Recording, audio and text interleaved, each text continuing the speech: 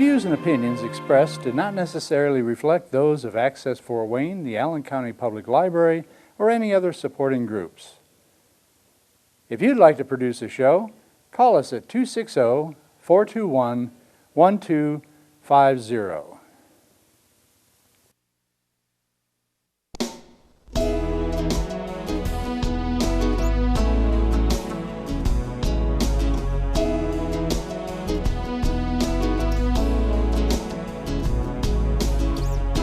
Let me be your lighthouse so I can show you the way. Let me be your shining light, I'll keep you from drifting away. I'm the one that makes you try when... Well, this is Patty Hunter of Patty's Page. Today, my special guest will be Monica Kelsey and her husband, the mayor of Woodburn, Joe Kelsey. Hello, welcome to my show. Hello, thanks for having us, Patty. Thank you, you're welcome. Let's rehash the beginnings of Safe Haven Baby Boxes. Yeah, so Safe Haven Baby Boxes is a nonprofit organization that we started back in 2015. We became a nonprofit in February of 2015.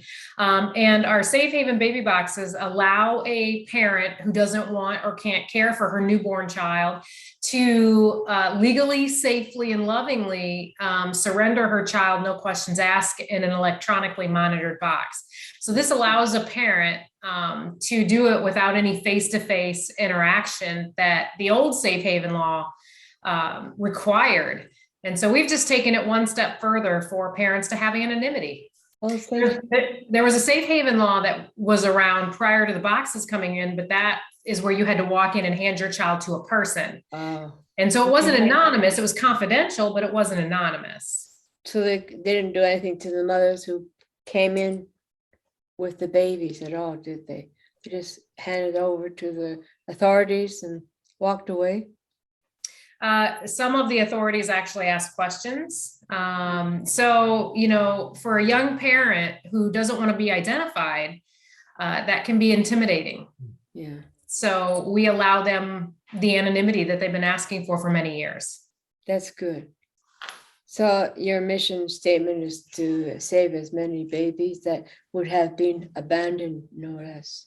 Well, to stop infant abandonment across the state and across the country. And that is our mission. Our mission is simple: stop infant abandonment.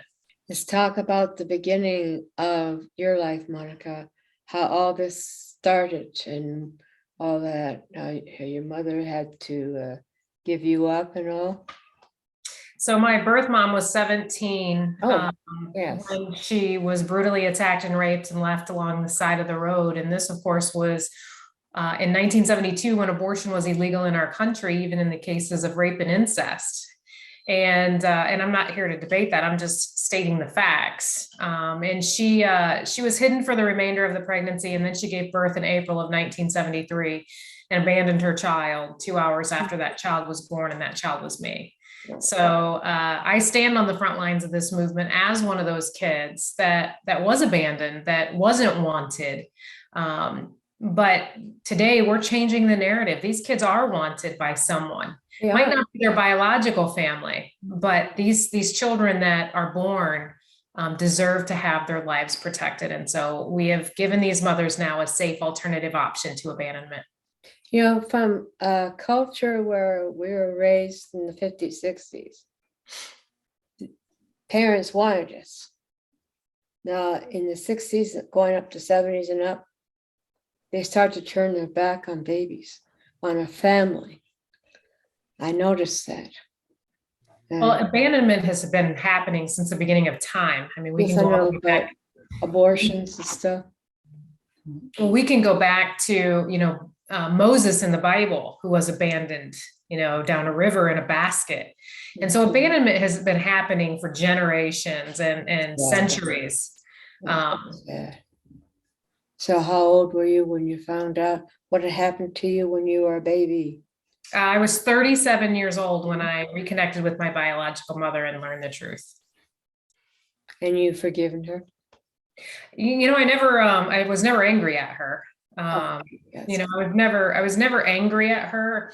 I needed to understand, though, I think for me, her reasoning, and getting to know her allowed me to have empathy for the women that I work with today, through her story. Yeah, I don't blame anyone. I honestly, I thank her. She gave me the best gift that I've ever been given, and that's my family. My adopted family. And my parents were married for 50 years. They were a great example of how parents are supposed to be, and so I've been truly blessed. So I don't blame her. And I never had to forgive her because I was never angry at her. No, I know you weren't, but I just want to know how she felt that you were okay when you did finally meet up with her. She was actually pretty excited to meet me. And I was pretty excited to meet her as well. She was a lot different than I had ever imagined. I had this fairy tale, vision of her, and it wasn't that at all. She was very short. She was 4'11", Wow. about 100 pounds, soaking wet, blonde hair, blue eyes, very, very, very fair skin. I am dark hair, green eyes, very dark complected. I didn't look a thing like her, but she had a beautiful soul. She really, really had a beautiful soul. You got green eyes, eh, kid? I do. Wowzer. Where and when did you find out about the Safe Haven baby boxes? These boxes, what country? Was it here in the United States when you first found out?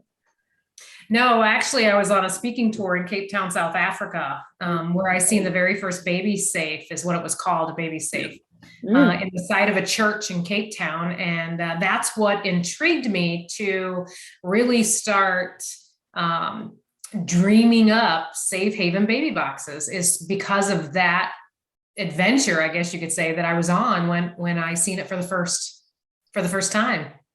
So who made it up for you, that first baby box?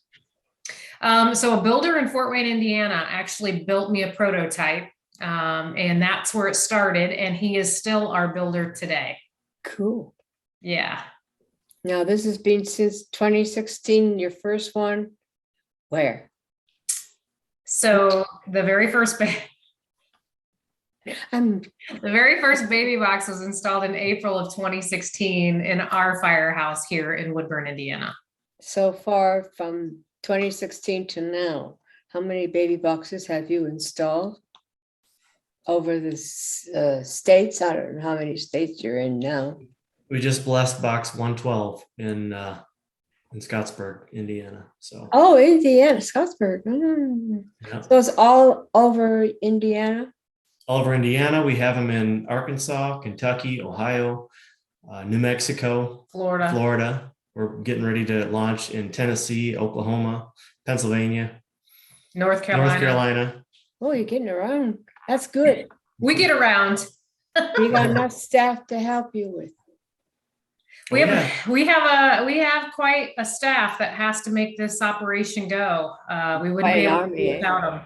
We know about what baby boxes are, but what's baby drawers?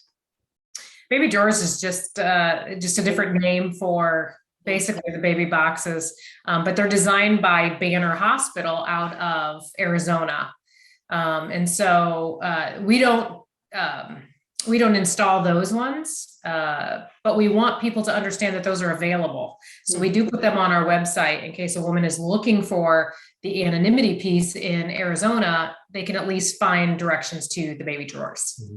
We will have a map of where they all are. We do. It's on our website at shbb.org. And you have a lot of places, like you put them in hospitals and. Yes, hospitals and fire stations. Yeah.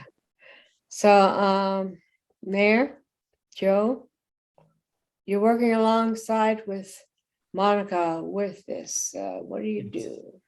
I am the Chief Operations Officer. I'm in charge of all the production and distribution and contract negotiations with the locations. So you have two jobs, really. Yeah, I do. This one is becoming increasingly larger. So he has a lot of hats he wears. You think?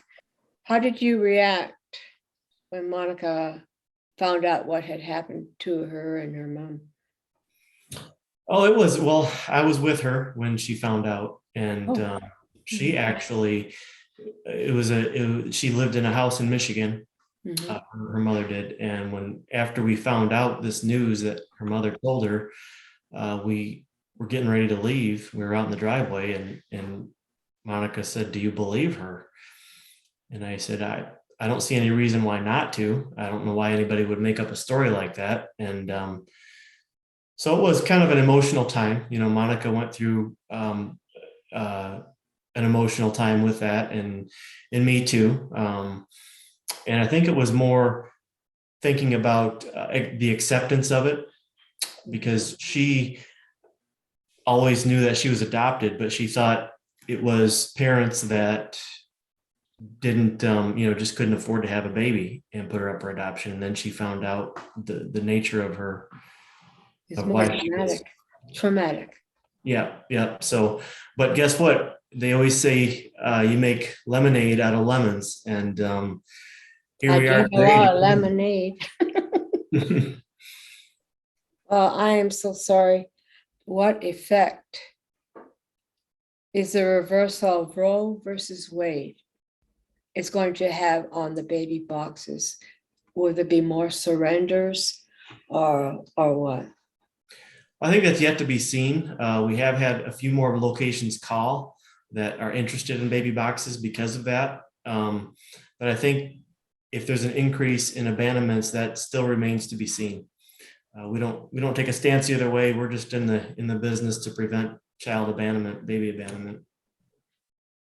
So you got one here in Fort Wayne. Mm-hmm. Yeah, we do actually. For the first time this year, we've been doing business for 6 years, and the first one, amazingly enough, just opened in Fort Wayne this year. Will there be more places in Fort Wayne? It's a rather large city and rural. Within a couple months, there will be another one in the Fort Wayne area. Okay. Will it be in the country area, or will it be in the city area or outskirts or something? Or you want to tell me or not? It'll be a Boyd Township. Yeah, it'll be a Boyd Township. Yep. At a fire station. Oh, that's good. Because Another big hospital we're working with as well. So we do need you here, So future goals and events. What's coming up, girl?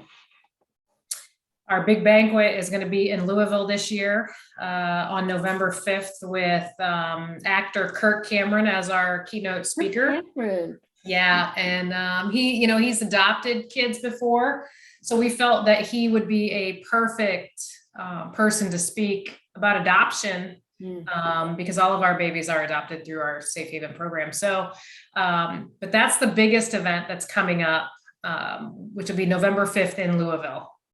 How do you get do you get grants or sponsorship or people running fundraisers for you, or?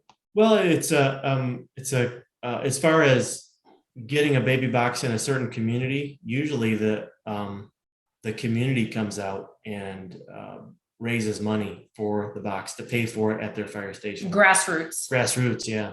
You go to them or they come to you? They're coming to us. Wow, that's great. And that's the way it should be too, because they know best about their community. Mm-hmm. And I think the fact that they're coming to us means that they are invested and they want to do something that's going to better their community. Well, they want to be proactive, not reactive. Mm-hmm. Reactive is when you already have a dead baby in your community. They don't want to have that. And so a lot of these communities are reaching out saying, what can we do so this doesn't happen in our community? Do you get a lot of reaction from younger people to come help you with this? We do, actually. We have a lot of different ages, men, women, children, that support us. I mean, they see the need and want to get involved. So we're seeing it across the board, really. The Democrat states and the Republican states, which gives you more trouble to get baby Safe Haven baby box in?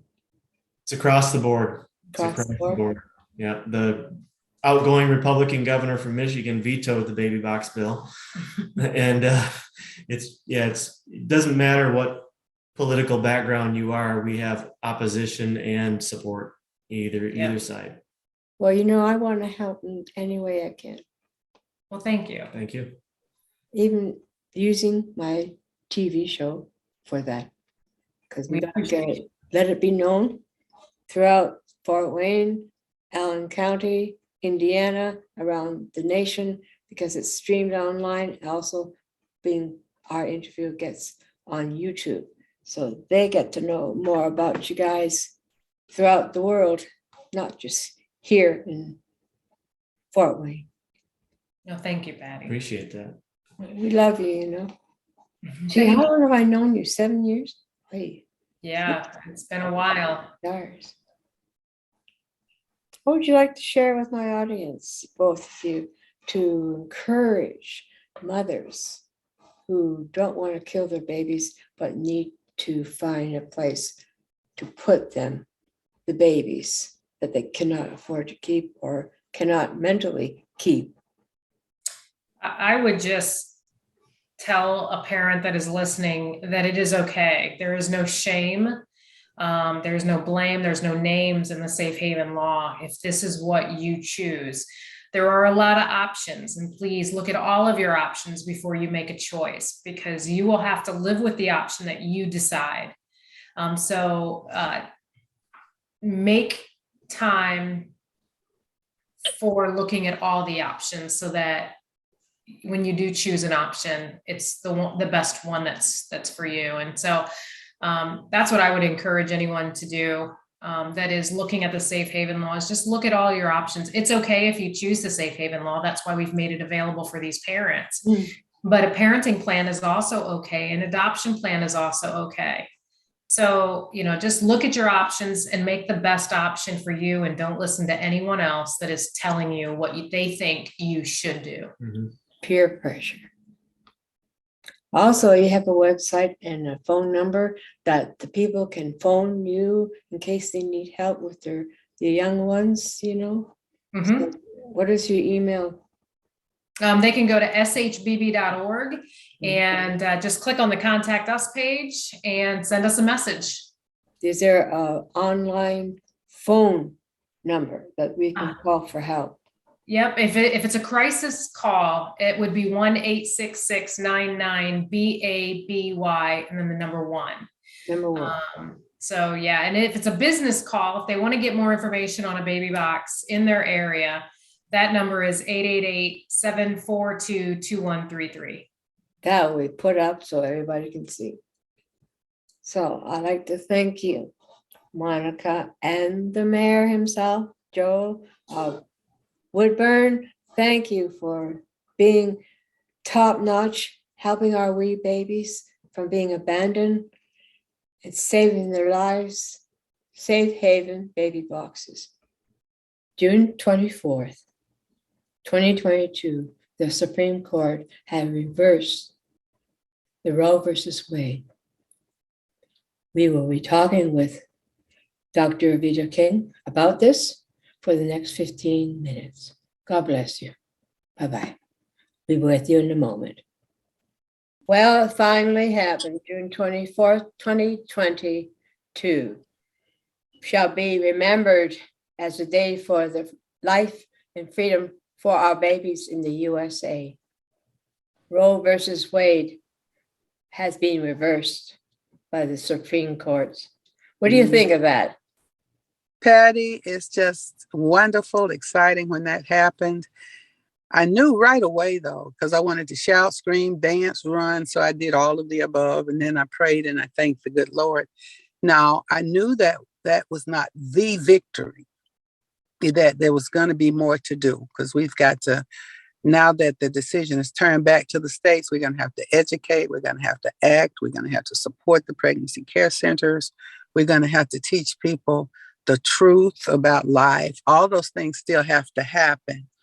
However, it was a great time of something that many of us, including you, and all of us in the movement together have longed for. So I think it's really good.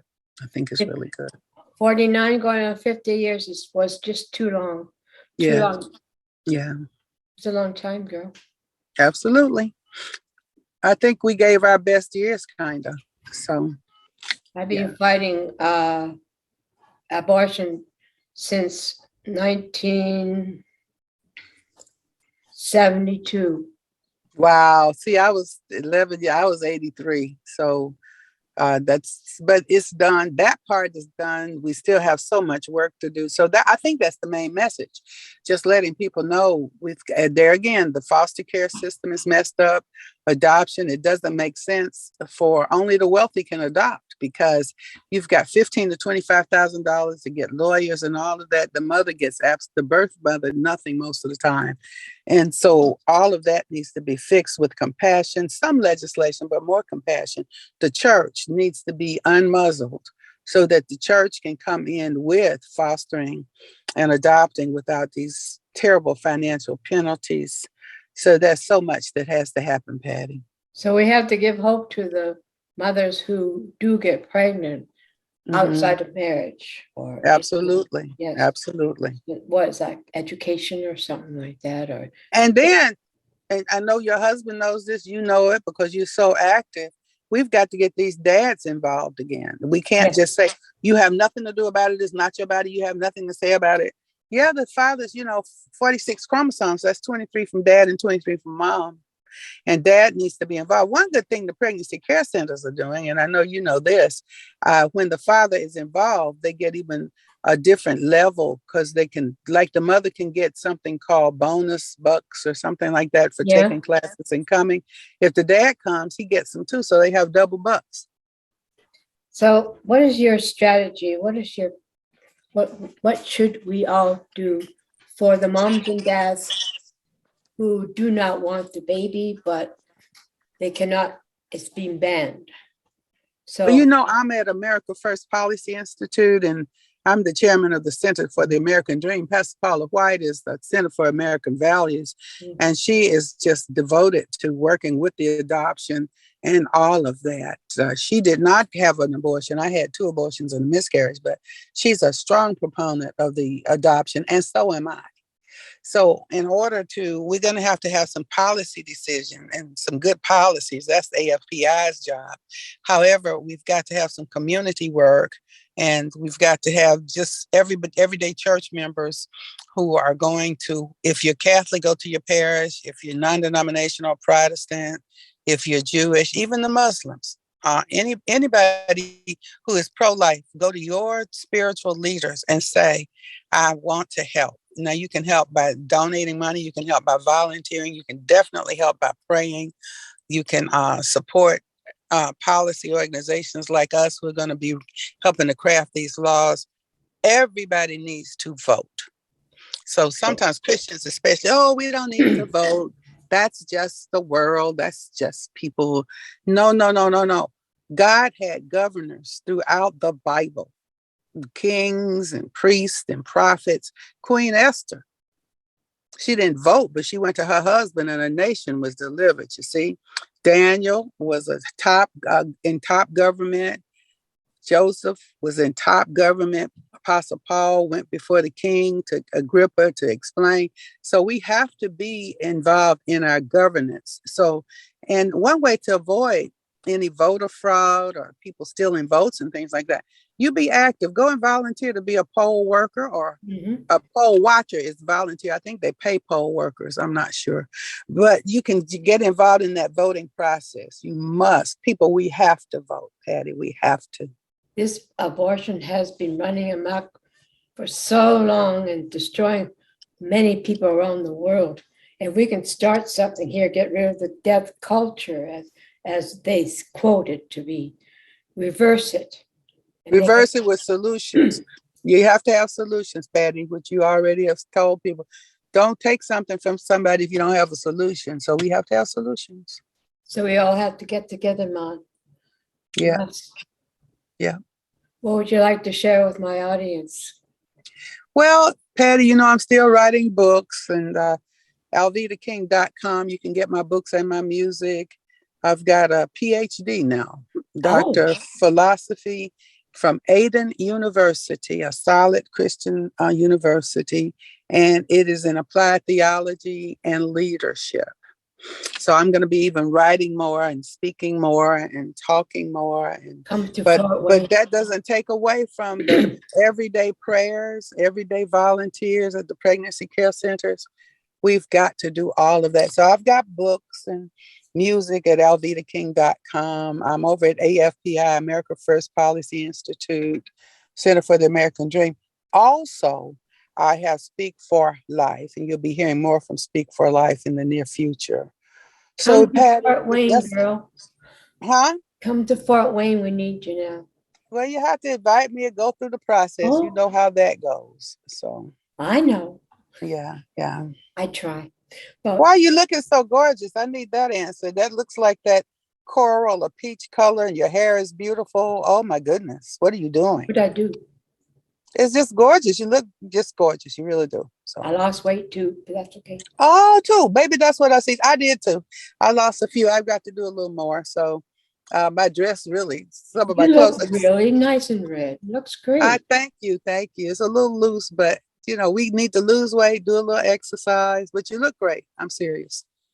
So for our people around the world and this nation, we have to get together with churches and temples and all that to say we are one human race and we don't. Hey, kill that's it. ourselves. You said it. Yes, ma'am. One human race.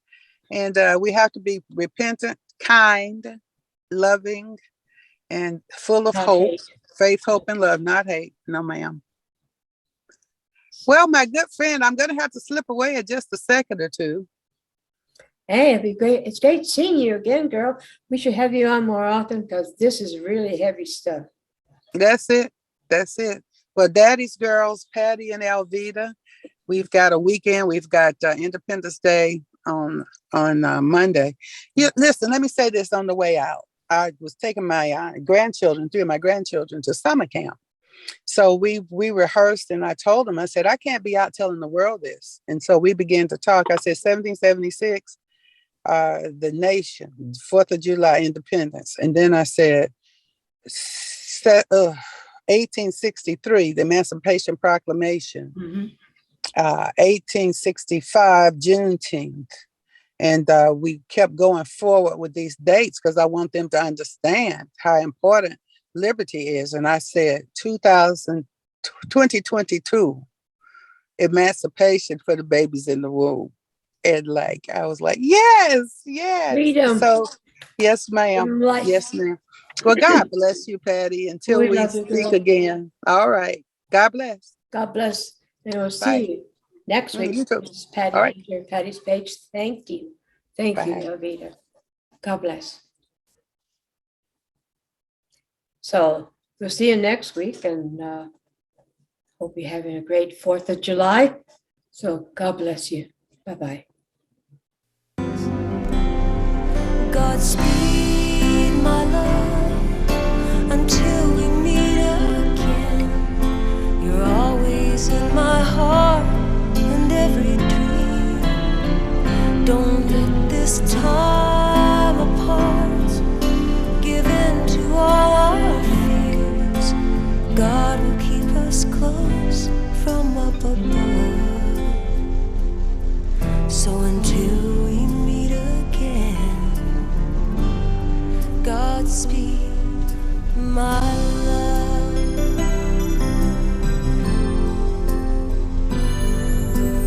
God is with us always for the rest of our lives.